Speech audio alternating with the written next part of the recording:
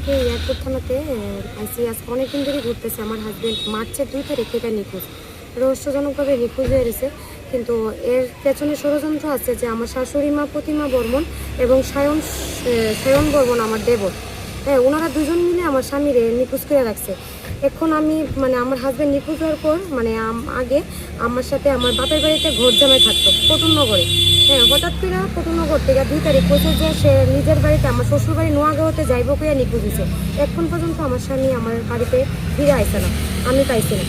হ্যাঁ, কিন্তু এখন আমি ডক্টর দেখাই, আমি শারীরিক অসুস্থতা অনেক পর আমি জানতে পারি যে আমি 2 মান্থের প্রেগনেন্ট। এখন আমি চাই যে অতি সত্বর পুলিশ যেন আমার স্বামীরে খুঁজে বের করে দেয়। কি নাম আপনার স্বামীর? স্বামী সুমন বর্মন, বয়স কত? বয়স 32। কি করে? বন্ধন ব্যাংকে চাকরি করতো, এক্ষণে করে না। বাড়ি কোনখানে? বাড়ি কালীবাজার, নোয়াগাঁও। তো এই মিসিং কতদিন হয়েছে? মিসিং আজকে 1.5 মাস। পুলিশে কতবার আইছেন এখন অবধি? পুলিশে আমি অনেকবার হেনস্থ হয়েছি। আজকে প্রায় 15 দিন ধরে আমি কনস্ট্যান্ট আইতেছি এয়ারপোর্ট থানাতে, কিন্তু কোনো মতে আমার স্বামীর সন্ধান মিলতেছে না। কি কয় পুলিশ?